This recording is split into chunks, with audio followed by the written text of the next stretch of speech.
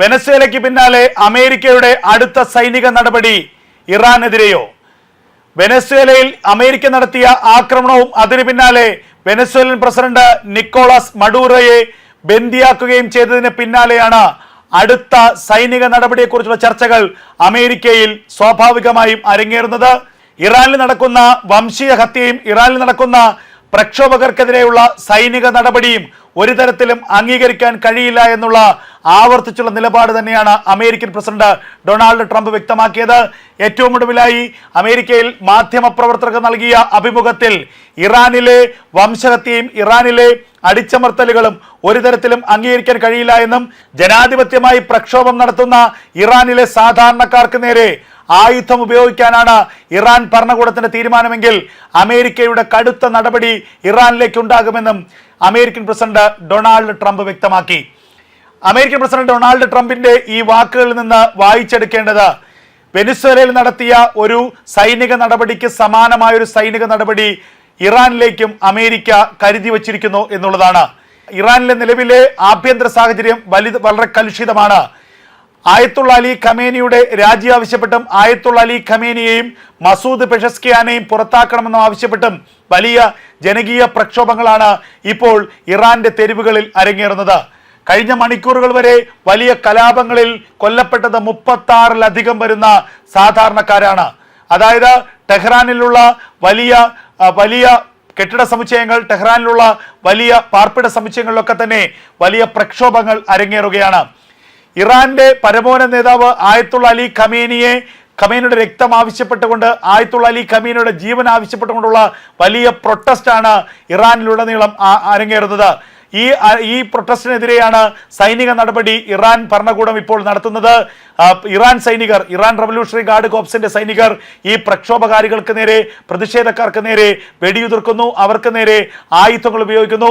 സ്വന്തം ജനതയ്ക്ക് നേരെ തന്നെ ആയുധങ്ങളും അതുപോലെ തന്നെ വെടിക്കോപ്പുകളും അതുപോലെ തന്നെ ബോംബുകളും പീരങ്കികളും റോക്കറ്റുകളും പ്രയോഗിക്കുന്ന ഒരു കാടൻ ജനതയായി ഇറാൻ സേന മാറിയിരിക്കുന്നു എന്നുള്ളതാണ് ഏറ്റവും ഒടുവിലായി പുറത്തു വരുന്ന വിഷയങ്ങൾ. ഇത് അതീവ ഗൗരവത്തോടുകൂടി തന്നെയാണ് അമേരിക്കൻ ഭരണകൂടം കാണുന്നത്. മനുഷ്യാവകാശ ലംഘനങ്ങൾ, കടുത്ത മനുഷ്യാവകാശ ലംഘനം, കടുത്ത മാനുഷിക ലംഘനങ്ങളാണ് ഇറാനിൽ അരങ്ങേറുന്നത് എന്ന് അമേരിക്ക ഇപ്പോൾ വ്യക്തമാക്കുന്നു. ഒരു തരത്തിലും ജനാധിപത്യ രാജ്യത്തിന് അംഗീകരിക്കാൻ കഴിയുന്നതല്ല ഇറാനിൽ നടക്കുന്ന ഈ വംശഹത്യ എന്നാണ് അമേരിക്ക ഇപ്പോൾ വ്യക്തമാക്കുന്നത്. അതായത് മറ്റൊന്നുമല്ല, ഇറാനിൽ വംശഹത്യ നടക്കുന്നു, ഇറാനിൽ മനുഷ്യാവകാശ ലംഘനം നടക്കുന്നു, ഇറാനിൽ നടക്കുന്നത് കടുത്ത മനുഷ്യാവകാശ ധ്വംസനങ്ങളാണ് എന്ന് വരുത്തി തീർത്തുകൊണ്ട് ഇറാനിലെ ആയത്തുള്ള അലി ഭരണകൂടത്തിനെതിരെയും ഇറാനിലെ മസൂദ് പെഷസ്കിയാൻ ഭരണകൂടത്തിനെതിരെയും വലിയ സൈനിക നടപടിക്കാണ് ഇപ്പോൾ അമേരിക്കയും ഇസ്രായേലും നീക്കം നടത്തുന്നത്. ആ മസൂദ് പെഷസ്കിയാൻ ഭരണകൂടത്തിനെതിരെ വലിയൊരു സൈനിക നടപടി ഉണ്ടാക്കുക, നിലവിൽ ഇറാനിൽ നടക്കുന്ന പ്രക്ഷോഭകാരികൾക്ക്, ഇറാനിൽ ഭരണകൂടത്തിനെതിരെ പ്രക്ഷോഭം നടത്തുന്ന ആളുകൾക്ക് പിന്തുണ നൽകുക, ഇറാനിൽ നടക്കുന്ന ജനകീയ പ്രക്ഷോഭത്തിന് സ്വാഭാവികമായ സപ്പോർട്ട് നൽകുക, അതിലൂടെ ഇറാൻ എന്ന രാജ്യത്തിൻ്റെ ഭാഗതയെ നിർണ്ണയിക്കാനും ഇറാൻ എന്ന രാജ്യത്തിൻ്റെ വിധി നിർണ്ണയിക്കാനും കഴിയുമെന്ന് ഇപ്പോൾ അമേരിക്കയും ഇസ്രായേലും കണക്കുകൂട്ടുന്നുണ്ട്. നിലവിൽ ആഭ്യന്തര കലഹം മൂലം പൊറുതിമുട്ടിയിരിക്കുന്ന ഇറാൻ എന്നിട്ടും തങ്ങളുടെ വീമ്പടിയും വെല്ലുവിളിയും അവസാനിപ്പിക്കുന്നില്ല. ഈ അമേരിക്കയെയും ഇസ്രായേലിനെയും ഒരേ സമയം ആക്രമിക്കുമെന്നാണ് ഇപ്പോൾ ആയത്തുള്ള അലി ഖമേനിയുടെ സോഷ്യൽ മീഡിയ പോസ്റ്റ് വന്നിരിക്കുന്നത്. ആയത്തുള്ള അലി ഖമേനി എവിടെയാണെന്ന് പോലും അറിയില്ല. ഒരു കൂട്ടർ പറയുന്നു ആയത്തുള്ള അലി ഖമേനിയെ മൊസാദ് തുറങ്കലിലടച്ചിരിക്കുന്നു, ആയത്തുള്ള അലി ഖമേനിയുടെ ഒളിയിടത്തെ വളഞ്ഞിരിക്കുന്നു മൊസാദ് സേന എന്നുള്ള ചില സോഷ്യൽ മീഡിയ ഹാൻഡിലുകളിലൂടെയുള്ള ചർച്ചകൾ നടക്കുന്നു. അതേസമയം അമേരിക്കൻ ചാരസംഘടനയായ അമേരിക്കൻ ചാരസംഘടനയായ FBI-യുടെ പിടിയിലായി കഴിഞ്ഞിരിക്കുന്നു ആയത്തുള്ള അലി ഖമേനി എന്നുള്ള ചില സൂചനകളും പുറത്തു വരുന്നു. എന്തായാലും ആയത്തുള്ള അലി ഖമേനി എവിടെയാണ് എന്നുള്ളത് സംബന്ധിച്ച് ഒരു വ്യക്തതയും ഇതുവരെ വന്നിട്ടില്ല. മസൂദ് പെഷസ്കിയാൻ അടക്കം ഒളിവിലായിരിക്കുന്നു എന്നുള്ളതാണ് ഇറാനിൽ പുറത്തു വരുന്ന വിവരങ്ങൾ. എന്തായാലും അമേരിക്ക കടുത്ത നടപടികളിലേക്ക് നീങ്ങുകയാണ്. വെനിസ്വേലയിൽ നടത്തിയതുപോലെയുള്ള ഒരു സൈനിക നടപടി ഏത് നിമിഷവും ഇറാനിലേക്ക് പ്രതീക്ഷിക്കാമെന്നാണ് ഇപ്പോൾ അന്താരാഷ്ട്ര മാധ്യമങ്ങൾ തന്നെ പുറത്തുവിടുന്ന വിവരങ്ങൾ. ഇറാന്റെ ആണവ കേന്ദ്രങ്ങളിലേക്ക്, ഇറാന്റെ ബാലിസ്റ്റിക് മിസൈൽ കേന്ദ്രങ്ങളിലേക്കൊക്കെ തന്നെ ഒരു വലിയ ആക്രമണത്തിന് നേരത്തെ അമേരിക്കയും ഇസ്രായേലും തയ്യാറെടുത്തിരുന്നു. പുതുവർഷം പിറന്നതിന് പിന്നാലെ തന്നെ കടുത്തൊരു യുദ്ധവും കടുത്തൊരു ആക്രമണവും ഇറാനിലേക്ക് ഉണ്ടാകുമെന്നുള്ള സൂചനകൾ ഇസ്രായേലും അമേരിക്കയും നൽകുകയും ചെയ്തിരുന്നു. ഈ വർഷം അവസാനം, അതായത് ഡിസംബർ മാസം അവസാനത്തെ ദിവസങ്ങളിൽ ഫ്ലോറിഡയിൽ വെച്ച് അമേരിക്കൻ പ്രസിഡന്റ് ഡൊണാൾഡ് ട്രംപും ഇസ്രായേൽ പ്രധാനമന്ത്രി ബെഞ്ചമിൻ നെതന്യാഹുവും തമ്മിൽ വലിയൊരു കൂടിക്കാഴ്ച നടത്തിയിരുന്നു. ഈ കൂടിക്കാഴ്ചയുടെ പ്രധാനപ്പെട്ട ചർച്ചാ വിഷയം എന്നുള്ളത് ഇറാനെതിരെയുള്ള ആക്രമണം തന്നെയായിരുന്നു.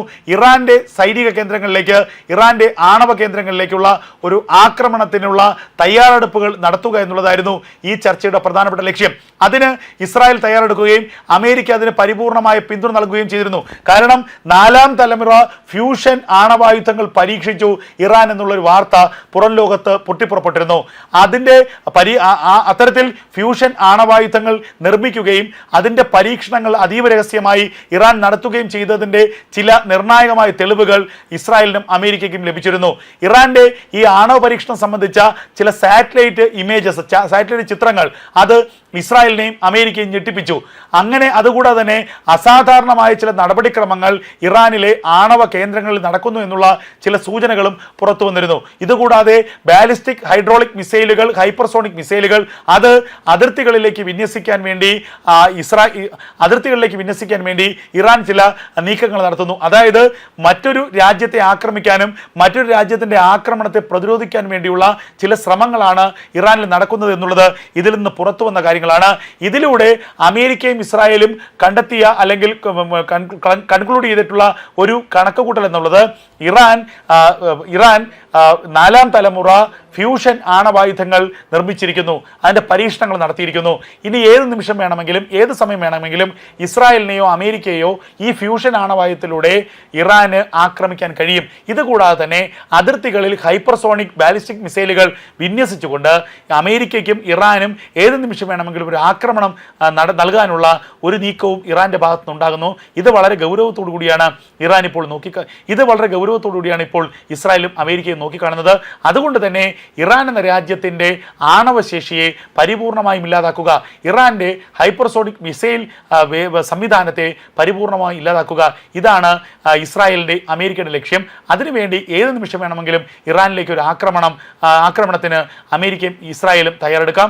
അതേസമയം നിലവിലെ ഇറാനിലെ ആഭ്യന്തര കലഹത്തിൻ്റെ സാഹചര്യങ്ങൾ മുതലെടുത്തുകൊണ്ട് ആയത്തുള്ള അലി ഖമേനിയുടെ നേരേക്ക് അല്ലെങ്കിൽ ഇറാന്റെ ഉള്ളിലേക്ക് ഒരു സായുധ നീക്കം അമേരിക്ക നടത്തിയാലും അത്ഭുതപ്പെടാനില്ല, ഇസ്രായേൽ നടത്തിയാലും അത്ഭുതപ്പെടാനില്ല. ആയത്തുള്ള അലി ഖമീനിയും നിലവിലെ മതഭരണകൂടത്തെയും അട്ടിമറിച്ചുകൊണ്ട് മറ്റൊരു ഭരണകൂടത്തെ ഇറാനിൽ സ്ഥാപിക്കുക എന്നുള്ളതാണ് ഇപ്പോൾ മൊസാദും അതുപോലെ FBI ലക്ഷ്യമിടുന്നത് എന്നുള്ളതാണ് ഏറ്റവും ശ്രദ്ധേയമായ കാര്യം.